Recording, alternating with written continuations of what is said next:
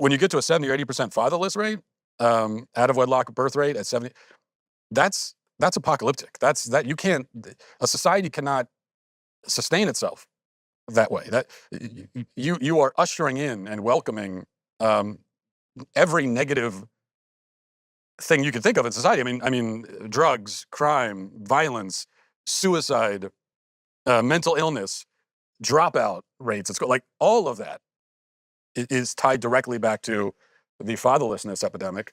And so, what's the solution? What's the solution in the Black community to reclaiming the family? Because it wasn't always this way in the Black. What's the solution?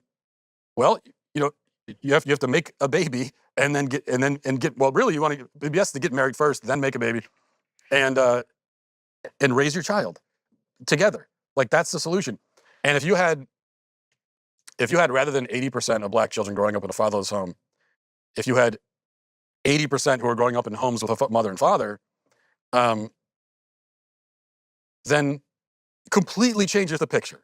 Okay, all the crime, the prison, incarceration rate, all of that stuff doesn't disappear, but it drastically reduces. Why?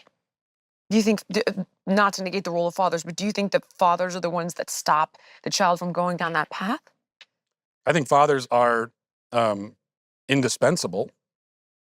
I wouldn't say fathers alone stop that, because you also need a mother. But fathers are indispensable. It's a biological need. I mean, everybody has a mother and father. That's biology, and it's that way for a reason. And we can clearly see when we look at the statistics that when kids are raised without a father in a home, they're raised in a broken home. There's a kind of like emotional chaos, a lack of discipline, a lack of guidance. And I have 4 boys myself. Gosh, And, right. 4 boys and it's a busy house. Yeah, and 2 girls. So I have 6 kids. And so I know this from experience for raising my boys, that that boys, they're boys, they're children, and they don't know how to grow into men. That's not something that you're born just knowing. It's not innate. They're looking to me to show them, and I can feel that all the time when I'm with my boys. I can feel them. Well, 2 of the boys are not even 2 yet, so it's a little bit less for them because they're young. But especially the 2 older, 11 and a 7-year-old, almost 8-year-old.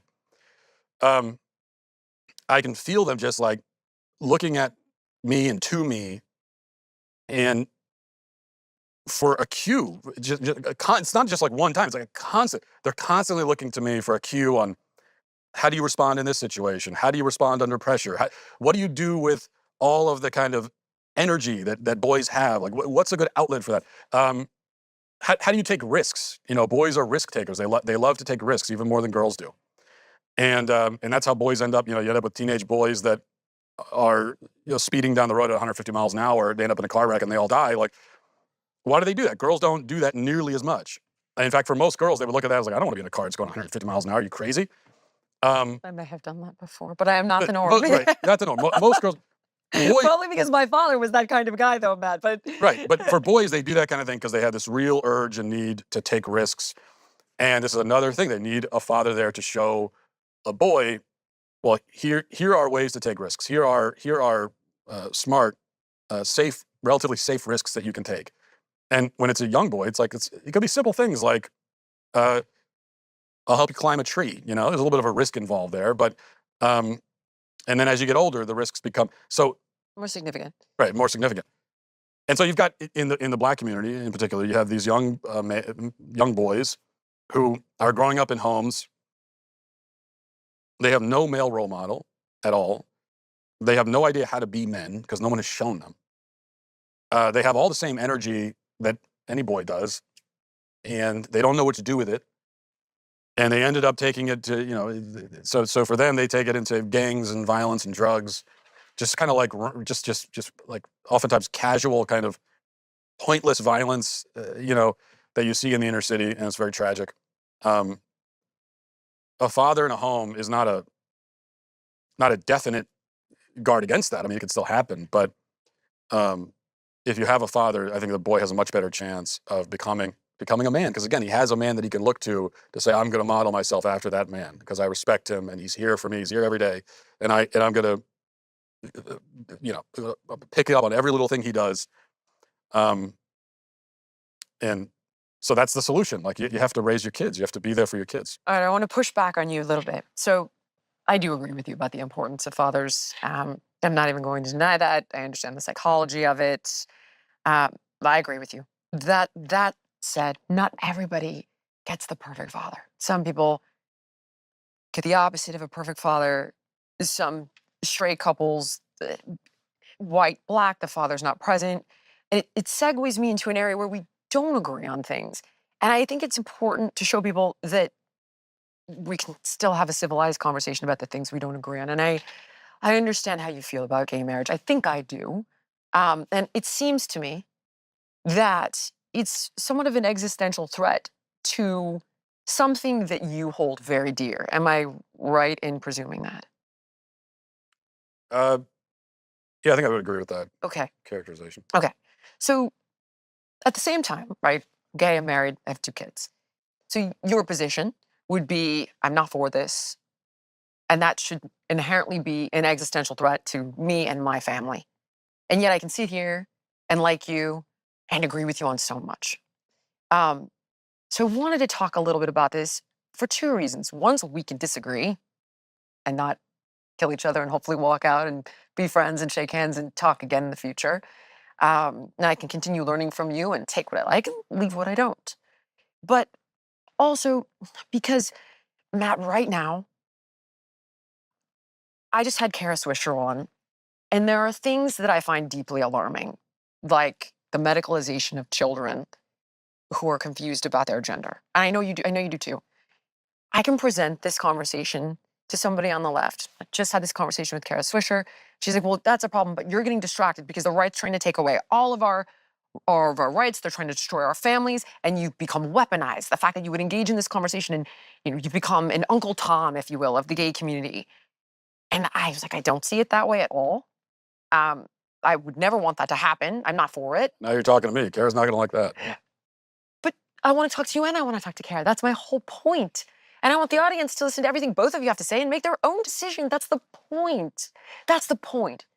And I would also say to you simply like, some of these positions, it's tough because you're doing such, like, you're in it and you're making such good points about like all of this crazy stuff that's, I think, creating racial division, not bringing people together, right? But then the left is like, oh, bigot, told you, and they don't listen to anything you have to say.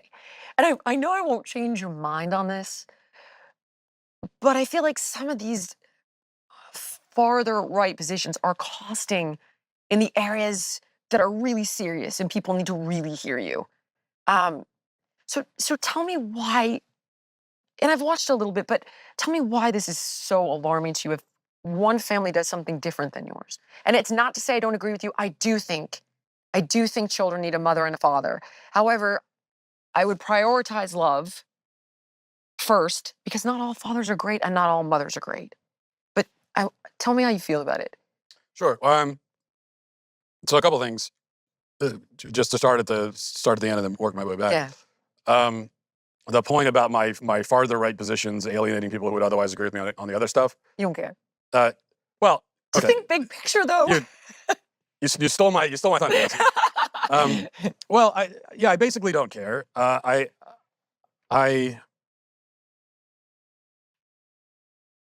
care in the sense that like I want people to listen to what I'm saying, so I do care about that. But I believe what I believe. I'm not ever going to compromise that or hide from it or be embarrassed about it. And also, in my worldview, everything I believe, there's a coherence in what I believe. They all, it's not like it's a random hodgepodge. I have a core value system, and as I think everybody does, I would hope, although I question that sometimes. I was gonna say, yeah. But yeah, maybe everyone doesn't. That's part of the problem. But I have a core value system. Everything I believe springs from that core value system, and And so it all points back to that. And I also think that it'd be easy to say, well, I could be more effective on the gender issue and the race issue if I would just stop. Soften it. Just soften it, man. If I come over to the left a bit on. You feel like you'd feel disingenuous. Right. Go to the left on gay marriage. Go to the left on things like abortion. But even if that was the case, I still wouldn't do it because, again, I believe what I believe. But I also think that I actually wouldn't be as effective on those things, because if I'm effective at all on these issues, it's because I'm being honest and direct and transparent about what I believe. I think I'm being authentic, and people can tell that. And nobody wants to listen to someone, even if what you're saying is very smart. If people don't think that you're authentic, they won't listen to you. So I would even argue that probably ultimately the fact that I'm very open about these other things that I know are unpopular positions, but I think it might actually help me on it might actually help people listen on the other things, because they know that, look, if I'm saying, I wouldn't say it if I didn't believe it. I'm not seeing that, Matt. I see every single conversation about the craziness on the left get shut down because of certain issues on the right. But I get what you're saying, and that's something that you feel is a compromise to your integrity, and I appreciate it. Okay, so tell me why a family living independently of your family is upsetting. And you've described, well, the definition of marriage. But I've looked up the definition of marriage. I don't see it say. I mean, I got Wiki. I went to the well on this one. Merriam-Webster. Like, what am I missing? So Merriam-Webster. What does Webster say? The state of being united as spouses in a consensual and contractual relationship recognized by law. What am I missing about? Because I've heard you get very deep into the definition. It's a procreative union. But then you also get into the conversation of, what about the married couples that don't have kids? Tell me, what's the deep offense? I just want to understand it, because. Well, here's what I would say. You said, well, how does is it religious? Well, it's part of my faith. I don't deny that.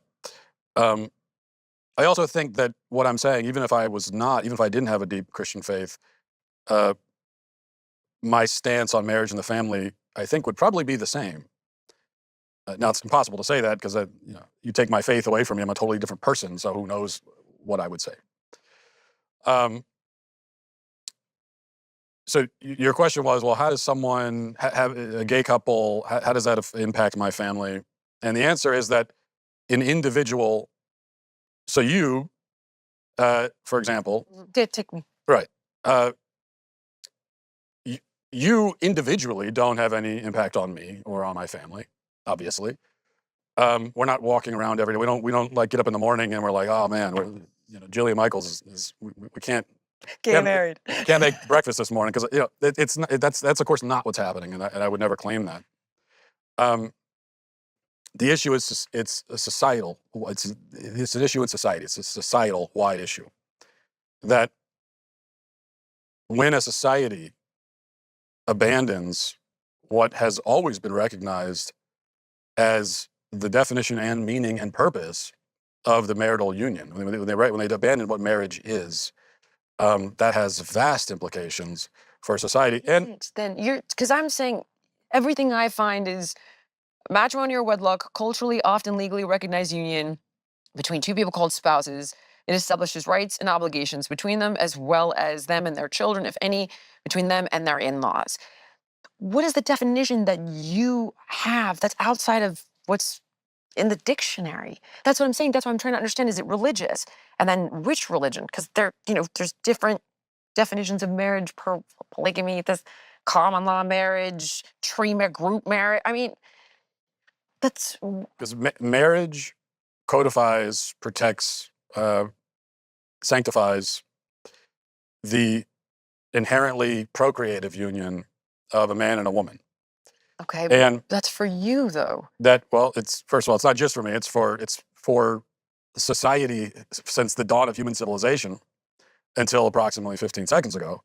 So it's not just me.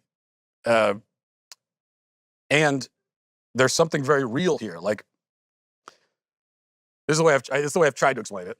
Explain my view. That let's say society were to come crumbling down around us, and we wake up amid the ashes with no memory of anything that happened before, and we're rebuilding from scratch. It's like fundamentally from the ground up. We have to rebuild everything, right?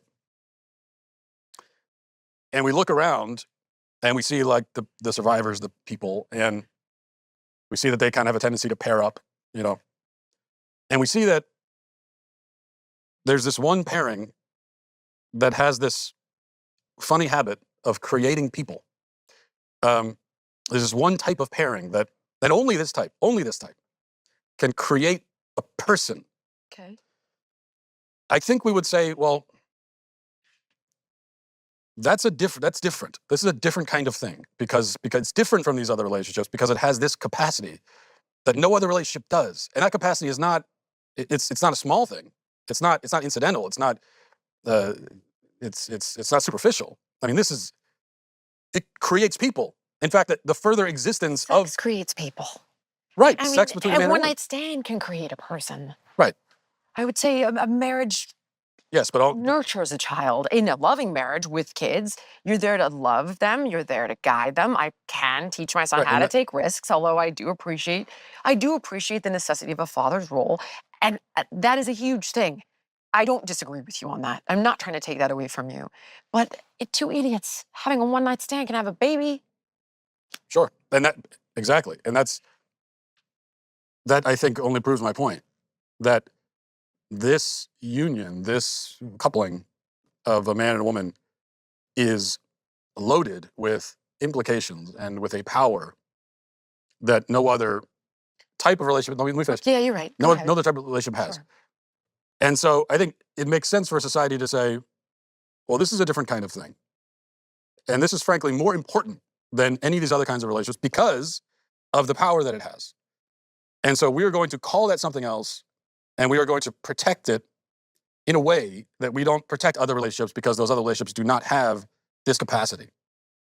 And for thousands of years of human history, that's what marriage did. That was the point of marriage. It was to codify and protect the inherently and uniquely procreative union of a man and a woman.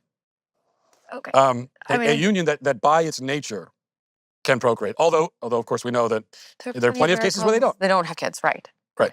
And But I would say that it's not marriage that makes a baby. It's sex between a man and a woman that makes a baby. And anybody marriage can doesn't do make a that, baby. Right. You're right. married or not. And Marriage is there to protect and solidify that family for when the baby is created. Of course, the marriage doesn't create the baby, but the marriage is there very much there for the baby. But then why would you deny children in a gay family to have those protections? Because there are tons of them. There are over 1,100 rights that come with marriage. I'm a tax-paying American. Why would I be denied that? I mean, the list is like insane. It's everything from making spousal medical decisions, being able to jointly adopt a kid, joint filing of taxes. I mean, the list is so long. Property tax exemptions. It's 1,100. And these are things that I do want to be able to protect my wife when I die, to pass our things on to her, for her to be able to visit me whenever, if I'm sick, for her to be able to say DNR if I'm dying, and vice versa. And then there's all kinds of things that protect kids. Like, what if I was a scumbag and I don't want to pay for the 2 kids that I had from my previous relationship? Like, I legally have to do that. Like, well, if we were married, I did not marry this woman. But I protect my kids. But imagine if I was a scumbag, if we were married, there's laws that I have to take care of them. And if she said, well, the boy child's mine, I would have no right to the child if I didn't have the rights that are provided. She could take my son and boogie. And so there's so many protections that this provides for the kids and for people who love each other that I can't understand. I get why you feel like, hey, you're threatening what I have that's special. I don't agree with it, but I understand it.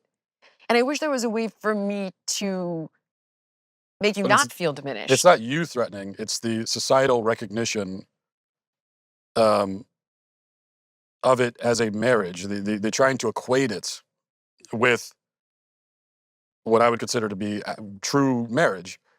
That becomes the threat, if you will, if that's the language you want to use. I don't know. That's how I'm interpreting it from you, is that it feels like a threat to the things that you hold dear. And it feels like, where does it stop? I'm interpreting how I think you feel. So please correct me if I'm wrong. Well, it is because look, the institution of the family, is the bedrock of human civilization.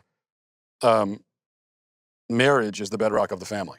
And so anything that threatens the family, yes, it does. It threatens the things I hold dear because I hold civilization dear.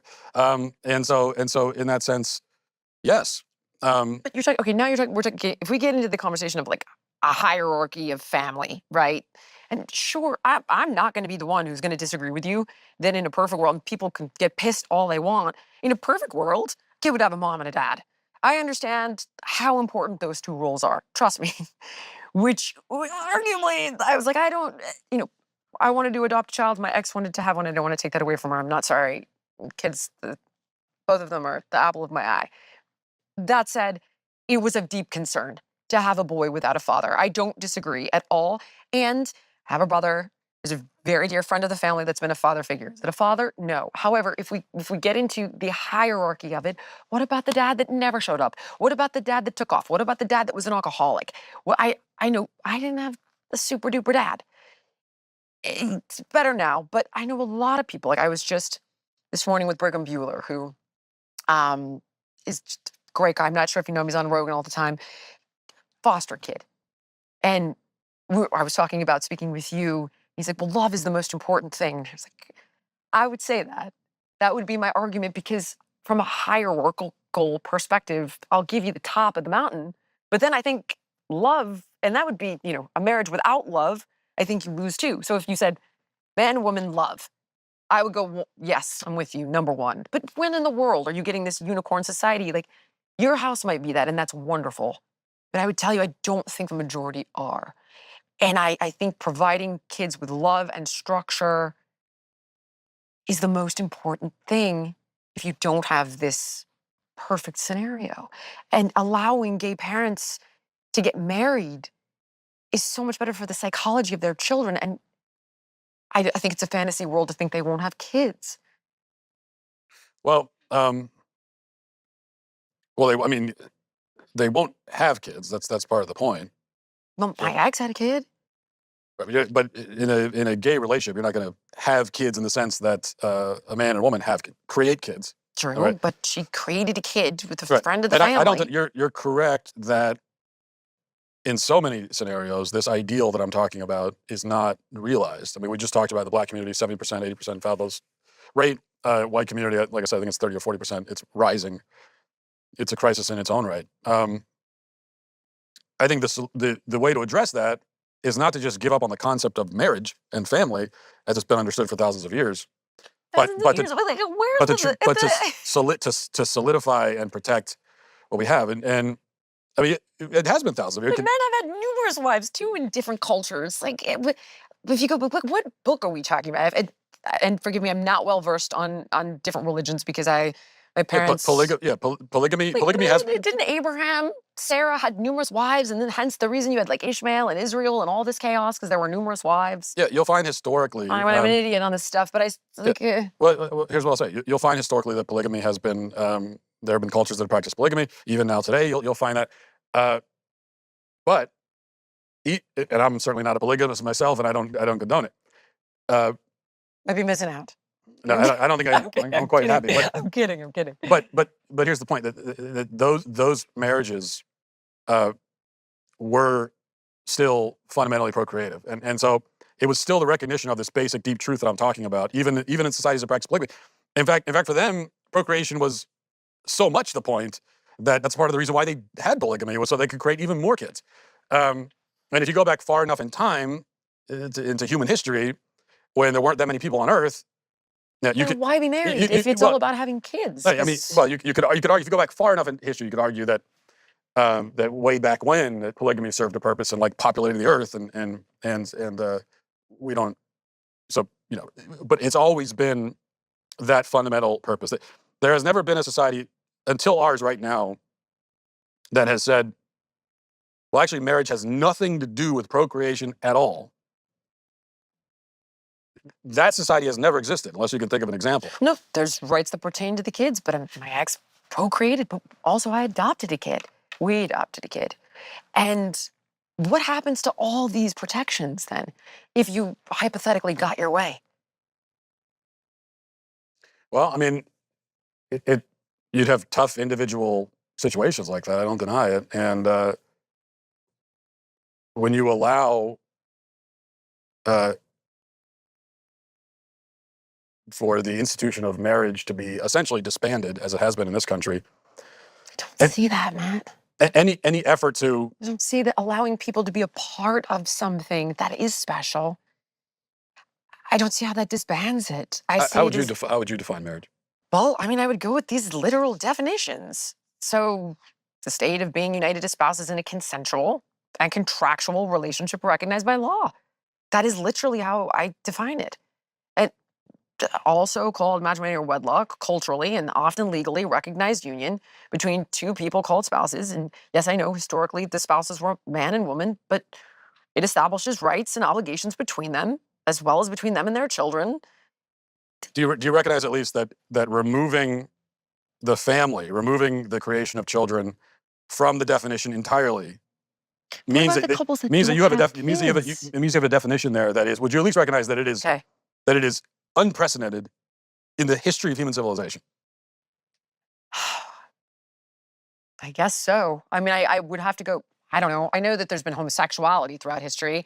I would presume to. I guess so. I've done zero homework on this, so if somebody knows better than me, please leave it in the comments.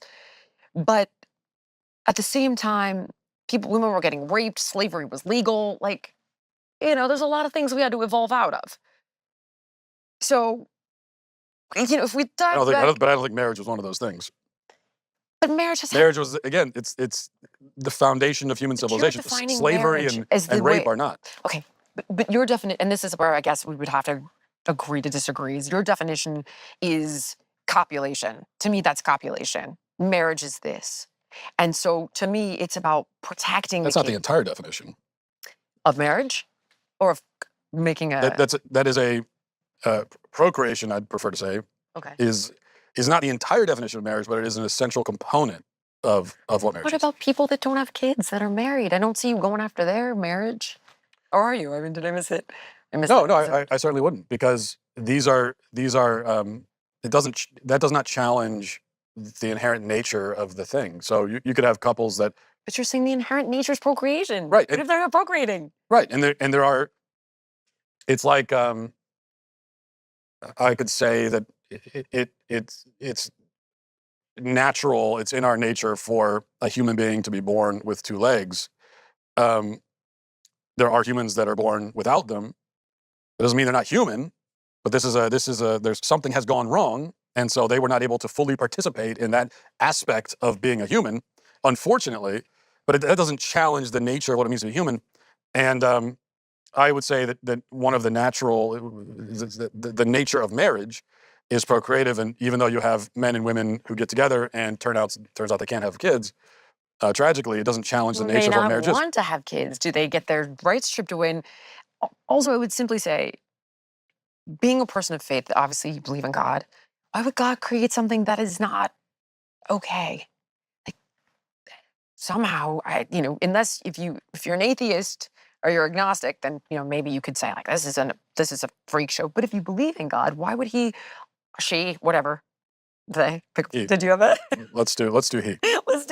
let's do God. So we don't get into too much trouble. God, because I say she, you'll say he. Let's settle on God. I'm actually genderless with my God. Okay, moving on, Jill. Point being, why would God allow for gay people to exist? Are you Christian? I'm totally agnostic. I would. I You're wasn't. agnostic, but you believe in God. I believe in more agnostic. Okay, so my understanding of atheist, I don't believe in anything. Agnostic, I do believe in something. I don't know exactly what it looks like. I wasn't raised with an organized religion because my mother was Jewish and my father was Greek Orthodox. So I think both of them felt like, you know what, she'll figure it out. I love science. I like listening to astrophysicists talk about the universe, and you know that stuff really, to me, is proof of God when I hear about that stuff. But it's I think there's more. I think everything's just far too awesome for there not to be some creating energy. I don't judge people for their religion, whatever it may be. None of my business. Don't care. Respect all of it. But if you are a believer, why would God create something that's wrong? Historically speaking, even if you look at the animal kingdom, there have been gay animals, and they take care of orphaned animals. Like maybe that's why people are gay. I don't know. I didn't. I adopted a child because I felt something in me telling me this is what I needed to do. Calling, I don't know. Maybe. I mean, the only thing I would say to that is uh, what I would say in my faith is that just because we find in ourselves a desire to do something, that doesn't mean that God wants us to do it. I mean, there are many examples, and we could list examples of things that people want to do that they shouldn't do. Does that mean that God ordains it just because they find that desire in them? I would say no. In fact, even let's take a married man who might experience the desire to have an affair. He didn't choose to want that, but he wants it. And did that come from God? I would say that it didn't. And in fact, what God wants in that case is for you to reject that desire that you have and put it on, and But that's like stay saying true to you want a your black duties. person to reject being black. Gay people, a lot of us are just born this way. And to be honest with you, I grew up very homophobic, and I would have taken any other path, Matt. Trust me, for how unpopular that may sound. This is also a different conversation from Gay families. I know. from marriage. Maybe yes, it is because I've interpreted it as a segue into like God would want you to reject it, and I would tell you that I think people would be so miserable who are inherent genetically, whatever it may be. I think there's a genetic component for sure because it's not really something you can. At least for me and everybody I know, it's not a choice. It's and also I think there's more harm done by rejecting who you are than being who you are. Whereas if you're in a marriage and you cheat, I don't see anything good coming out of that. If you're unhappy, I would say you've outgrown the marriage. That's unfortunate. I understand you would fight for it. I think people can grow apart. I would say maybe this isn't the marriage for you. Personally, I wouldn't make that choice willy-nilly. Listen, first of all, I can't thank you enough for being here. We'll agree to disagree, which I imagine is how you may leave this conversation with different people who have different opinions. I wish I could have changed your mind a little, but I respect that I can't. And I really hope that you'll continue our conversations on different subject matters going down the road because I respect you a ton. And people don't always have to agree on everything to have common ground. And in fact, I think it's most important to talk when you don't agree on things. Yeah, well, I appreciate you having me here and being willing to talk about these things. And yeah, I can't say I've changed my view at all, but I'm not gonna stop trying. I'm just like, hey, next I time I appreciate see you, I'm like, nothing. Come on, man. Just say it. You're not gonna ordain a gay marriage or anything. Not today. probably not Not anytime. today. But it's an interesting conversation, and hey, I'm always open to talking to anybody about anything. So I appreciate it. Thank you so much. thank you. Thank you so much for watching. If you enjoyed the podcast, please like, comment, subscribe, and share. And make sure to let me know what guests you want to see on in the future.